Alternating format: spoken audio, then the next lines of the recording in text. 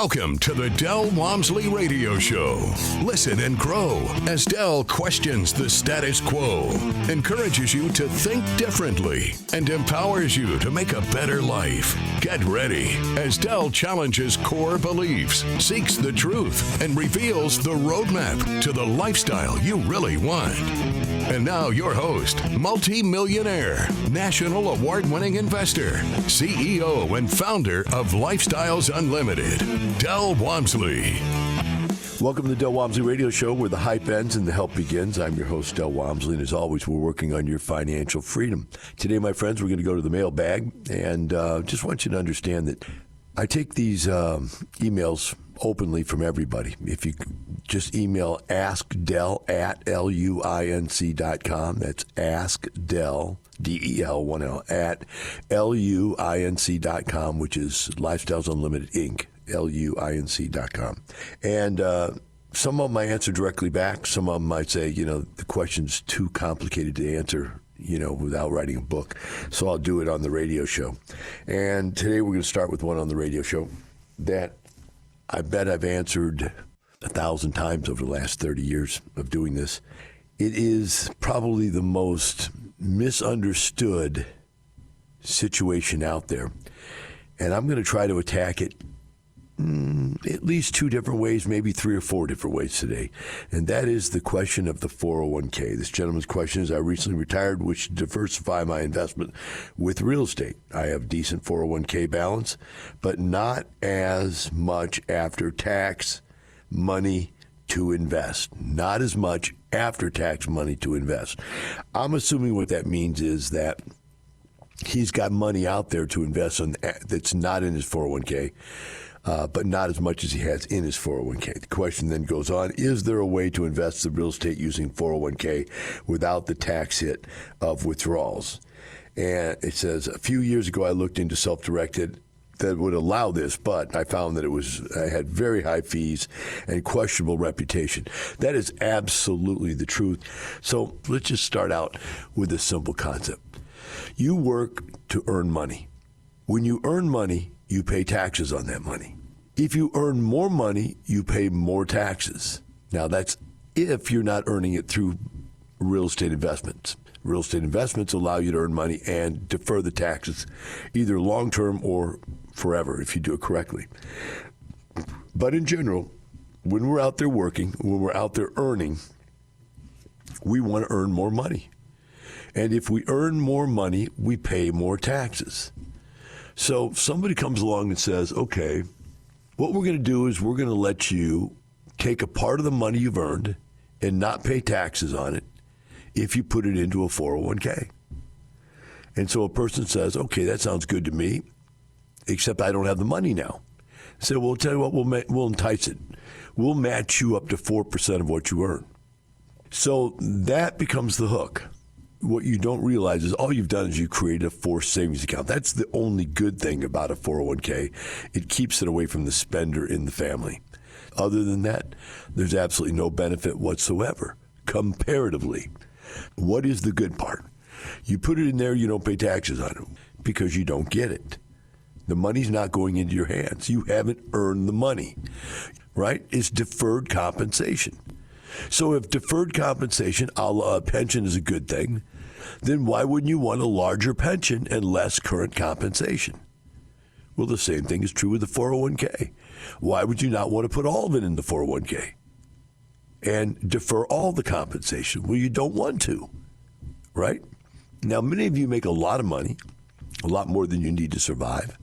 And so you want to put as much in there as you can, thinking, I don't need it, and at least I can keep it away from my spouse this way. Or maybe myself, if maybe you're the spender. But the concept is still, you don't get the money. That's why you don't pay the taxes. You have to get that through your mind. Now, what happens later when you take the money out? Well, then you pay the taxes. So all you've done is defer the compensation.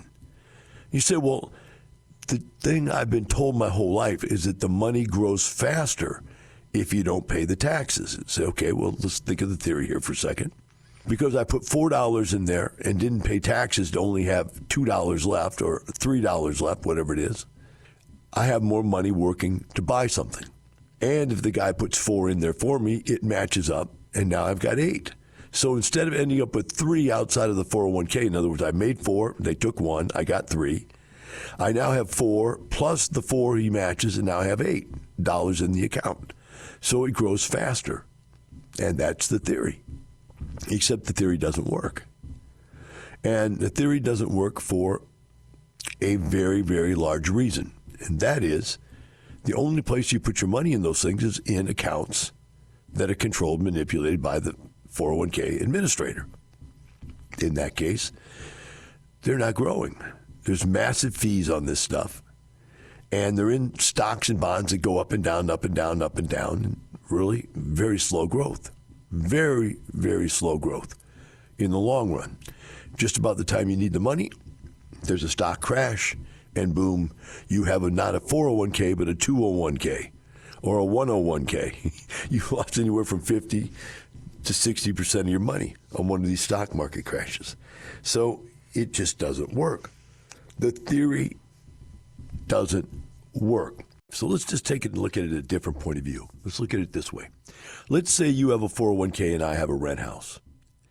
And what your 401k manager is telling you to do is take $1,000 a month and put it in this account every month for 30 years while you work. Hopefully at the end of that, all that money's going to be in there, and you're going to get a gain, or they're going to give you a 4% addition. They're going to match up to 4%. So let's just go with the easiest thing, and they match you, okay? So let's start with the matching.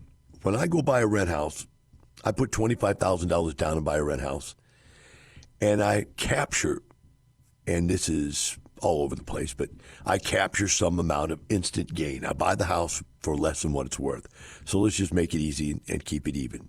I get $25,000 capital gain of captured equity, and I put up $25,000. So I've got the same 100% match that you get when you put it in the 401k. So we've taken the match out of the discussion now, right? Now let's go to the next step. Each month, you take $1,000 out of your life, out of your earnings, and don't receive it. Each month, I take $1,000 a month and put it into a rent house. And we do that for 30 years. At the end of 30 years, I've paid off a $400,000 or $500,000 house, and I have equity of $400,000 or $500,000, and you've paid into this 401k, and you have equity of $400,000 or $500,000, right? But the money I've earned is on the outside of the 401k. You now have to take the 401k out, the money out of the 401k, and now you have to pay taxes on it, anywhere from 15 to 30%. Now, by the way, you've already paid Social Security and Medicare on that money. This is another thing you don't realize, is even though it's going into the 401k and you're not paying income taxes on it, you are still paying Social Security and Medicare. The money that I'm putting into my rent house, I'm not paying Social Security and Medicare on, right? But you are, okay? Irrespective, it doesn't really matter because we don't see the money. We're putting it into something. We don't see it, so we don't really care. But here's the difference. That's assuming that I would buy a rent house and not rent it for 30 years. At the end of 30 years, I have this house. It's worth $400,000 or $500,000. At the end of 30 years, you have this 401k. It's worth $400,000 or $500,000. But that's not really the way it works, because what I'm doing with my rent house is I'm renting it. And so I'm making $500 a month positive cash flow. And I'm making $500 a month positive cash flow on the first 1 to 2 years, thinking we're putting $1,000 a month into the payment. Within 2 years, I would have saved up enough money to buy another house. And now I'm not making $500 a month. I'm making $1,000 a month on the outside. Now, my payment is still getting made on these rent houses. Now I have 2 of them, but my tenants are making the payment. I'm not putting the money into the houses. The tenants are putting the money into the houses, and I'm making cash flow. So think about 30 years. If every year for 30 years you bought another house, you ended up at retirement with 30 houses, each of them making you $500 a month, right? Which would mean you'd have $15,000 a month of retirement. Not to mention, you would have 30 houses of $500,000 worth of equity. Think of that. The leverage factor on this is so much better than the 401k. You're going to have $400,000 or $500,000 in your 401k, but I'm going to have 10, 20, 30 houses, right, at $500,000. So that's what? $5 million, $10 million, $15 million worth of equity compared to your $500,000. And I'm going to have $15,000 a month in positive cash flow. When you look at it that way, it's not even close. It doesn't make any sense at all. Anybody who looks at it that way sees instantly, once they come to my seminar, that the 401k is nowhere near as powerful as buying rental properties. Now, here's where you get hung up. You get hung up on the fact that you don't want to take the money out of the 401k to buy the rental properties. And that's where this guy's question is. Is there a way to use that money without getting it out of the 401k? And he answered his own question. There is with a self-directed 401k, but you don't want to do it.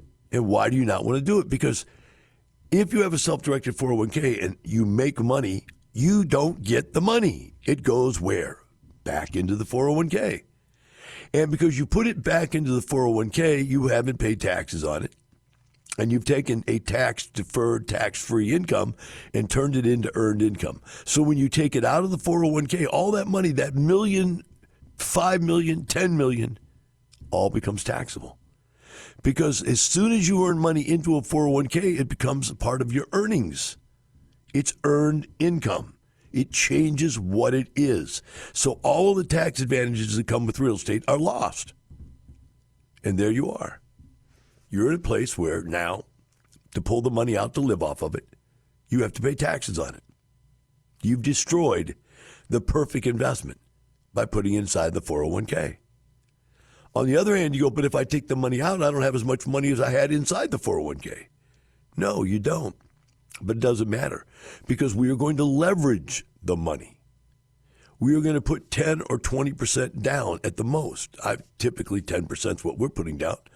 So if you pull it out and pay taxes on whatever it is you pull out, let's say you pay 15% taxes, 20% taxes, whatever it is, and unless you pull it all out at once, which is maybe a higher tax bracket, but if you pull the money out, pay taxes on it, you immediately leverage that money back up by getting a mortgage on a house or an apartment complex, whichever you're buying.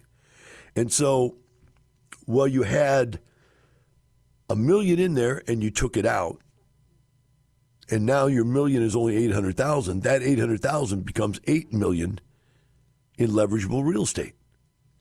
So you've got 10 times what you had inside of there, or 8 times what you had inside of there working for you. So you can't use leverage in a 401k. If you have a self-directed 401k, you can't use leverage in it. And if you do, and this is what they won't tell you, if you do, then you have to pay taxes on the money you earned proportionally from the leverage. So if you're doing 80% leverage, 80% of all the money you earn in that 401k, which you're trying to avoid paying taxes on, you're actually paying taxes on right now in the real time. The other 20% goes into the 401k and you don't pay tax on it until you take it out. But you don't have it until you take it out. We'll take a short break. Be right back with the Del Walmsley Radio Show.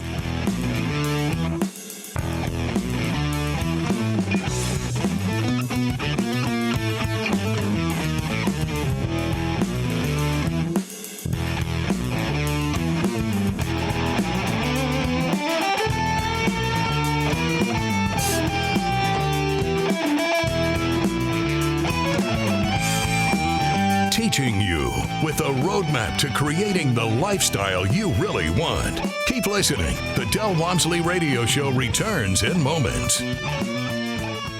Lifestyles Unlimited members share their stories and strategies for success at case study events. If you got laid off tomorrow, what would you do? Would you have to be working at McDonald's or wait to try and find another job with the downsizing the economy? Kept on coming to meetings, even with David Fisher online and stuff like that, but still we just like, we need to make the jump. So we kept praying for time to get this job done to be able to find the properties. How do we find the properties? How do you find the time? And God answered our prayers, and he got downsized from his corporate job. But they didn't buy just one house, right? No, they did not. You're rehabbing house number 9 right now. 9. Wow. So every month, the cash flow is $3,200. Okay, the equity of all the houses is up to $280,000. Join us this month and learn from people just like you. Check in person and online dates at lukstudy.com. Once again, that's lukstudy.com. You're hearing the Del Walmsley Radio Show. Want more life-changing knowledge? Access our podcast and listen on demand at lifestylesunlimited.com under the radio tab. Now your host, Del Walmsley. Welcome back to Del Walmsley Radio Show. Today we're in the mailbag, and the next question comes from Edward. I think it's out of Washington. And his question is, you hammered on the issue with variable rate loans. I'm full agreement with not using them. After all, I wouldn't use them to purchase my own home, so why would I use them to buy a business? But in the very end, you mentioned you would not feel right about updating the white paper to say don't use variable loans at all because you and John Ridgway had used them in the past. Under what conditions would your variable rate loan work? Well, this one is so obvious, I'm kind of embarrassed to take credit for saying it, to be honest with you, but let's think about it. When I was telling people not to use variable rate loans is when the economy was booming. And when the economy is booming and the cost of real estate is going up rapidly, very, very quick gains, the Fed is in a situation where they might have to put the brakes on. And we've been calling that for 3 years. 3 years I've been telling people, hey, look, this rate of growth is unsustainable. The inflation is going to blow the country up. So do you really want to get into an adjustable rate mortgage to buy properties at the highest possible price and then have the Fed raise the interest rates to slow the economy down and bring the prices back down? So now you have high interest rates, and this is why people are getting killed right now. They have high interest rates now on properties that they paid too much for because the prices were too high. Now flip it around. 2008, when I was buying, there was a massive recession. When there's a recession, the Fed has to lower the rate of interest to stimulate the economy. Now, when you have an adjustable rate mortgage, when the rates are going down, they put a floor on it and say, well, it can't go below this. So there's really no risk in it because the interest rates are not going to go down because the bank's going to put a floor on them. But they're not going to go up either when you're in the middle of a recession. Let's take that one step further. And we're buying real estate anywhere from when the recession first started, I was buying it 20% below market. Then I bought it 30% below. Then I bought it 40% below. And eventually I was buying it 50% and 60% below market. The last property I bought was a $50,000 a door property I bought for $8,000 a door. So whatever that number is, that's like 20%. That means it's 80% below market value that had been market value just a year or two before. Now, at that point, who cares what they do with the interest rates on that loan? It's irrespective. It doesn't matter. But it's still true that they're not going to raise the interest rates during that much of a recession. Secondly, these loans with these adjustable rate mortgages are known as and are called bridge loans. They're not long-term mortgages. You would never buy a long-term mortgage with an adjustable rate mortgage. It would kill you. These are short little loans that you buy a property that's in total distress. You've put this little low price loan on it, and most of them are interest only also. You're not even paying principal. And you go in there and you rehab the property. You lease the property up. And you do all that from anywhere from 1 year to 24 months, 12 months to 24 months.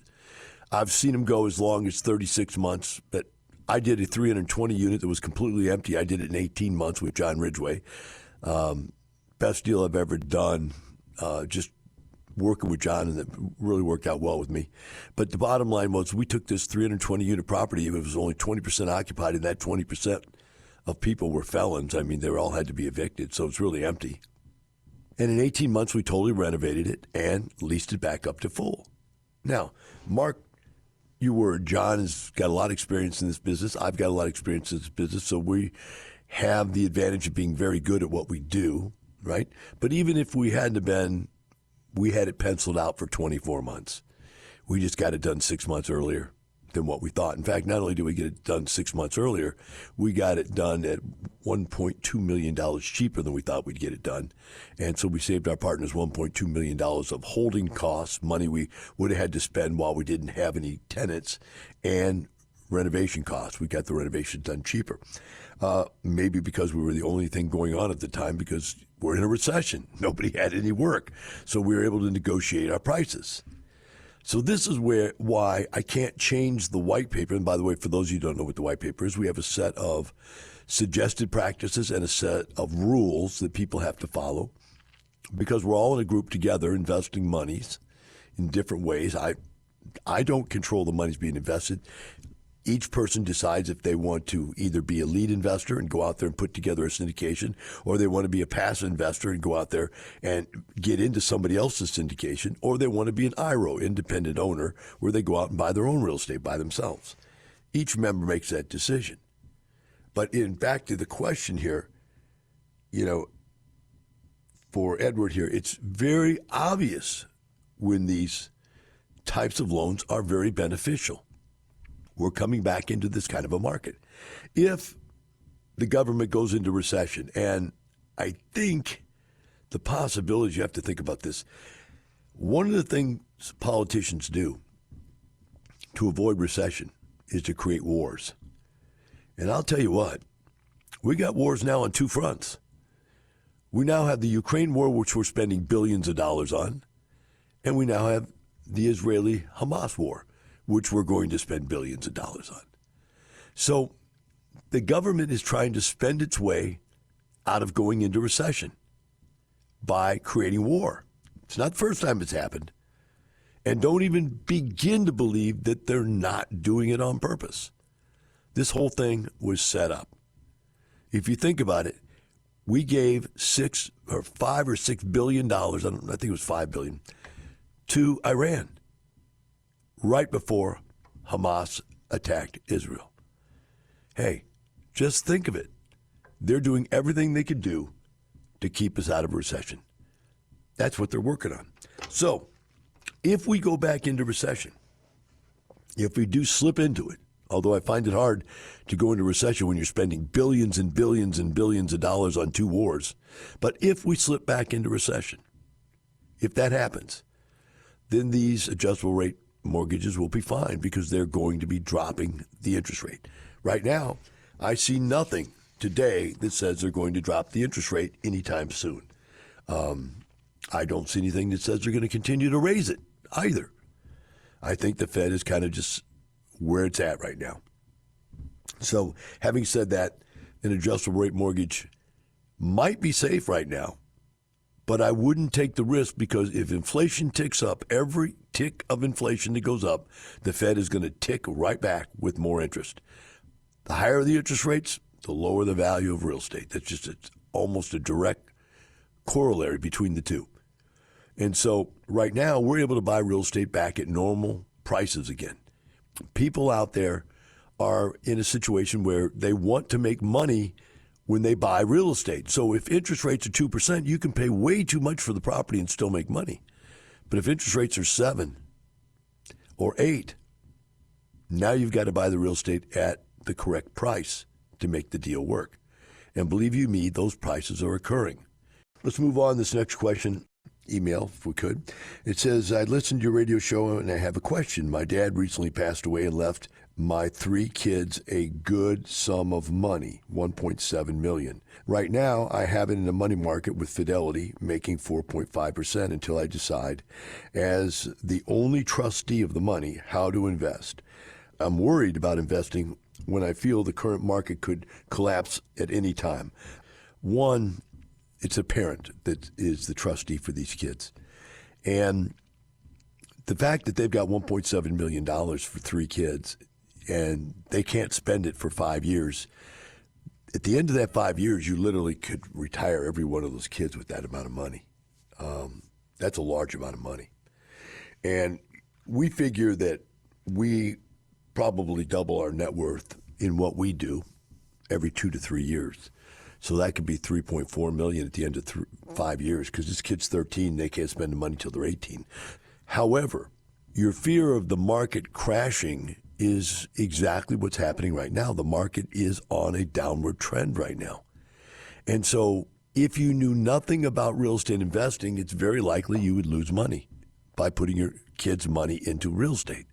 So the first answer is absolutely don't, because you don't know what you're doing.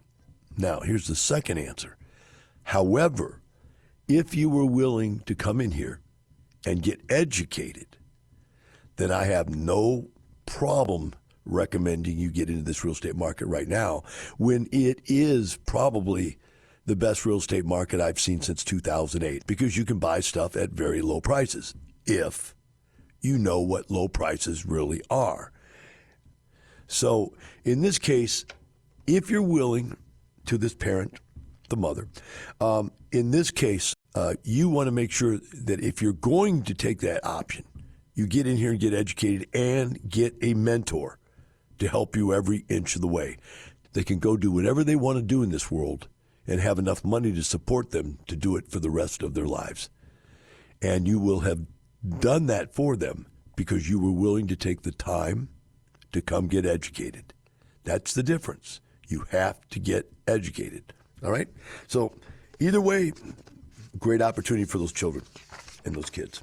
Let's move on to this next question. I want to get it in before we run out of time here. How do I get my wife to consider Lifestyles Unlimited? I'm all for it and heard you read out my previous email. Thank you. But my wife is still on the fence. We recently had spent a bunch of money on a house repair, and my wife said she doesn't feel like we can get into it right now. Any words of wisdom to use? Hey, look, bottom line, I'm not going to put your name out there on the street because it's going to get you in trouble. The bottom line is, in every family, you usually have one optimist and one pessimist. I'm the pessimist in my family, okay? My wife's the optimist. We call them type A and type B. I say no to everything. It's a starting point for everything in life. No. And then I start listening if you keep talking. The bottom line, your wife is the pessimist in the family. And she sees the world in a very bad place right now. There's 2 wars going on out there. There's a recession starting to happen. Real estate values are going down. And all of that for a pessimist, and then the fact you had to do repairs on the house, which ate into your liquid cash and liquid funds, all of those things are reasons to say no. There's nothing you can do to change that. You're going to have to get her educated. If she's willing to get educated, listen to the radio show, listen to the podcast, understand that I'm as much of a pessimist as she is, and yet as a pessimist, I'm saying it's time to take action. Then she, of her own accord, will say, we need to look into this. And that's the way it always happens, because the type A, being you, is all excited about trying to get the type B to watch or listen, be me. And I don't want to hear it. But once I find it on my own, once I decide it was my idea, boy, it all turns around and the world becomes great. All right, hope you had a great day. And remember, it's not the money, it's the lifestyle. We'll see you tomorrow. The information and opinions you hear on the Del Walmsley radio show are those of the host, Del Walmsley, his guests, and his callers. The Del Walmsley show is for entertainment purposes only. Please consult a professional regarding your personal investment needs. Nothing presented on the Del Walmsley show constitutes an endorsement, recommendation, offer, or solicitation to buy or sell any product or security.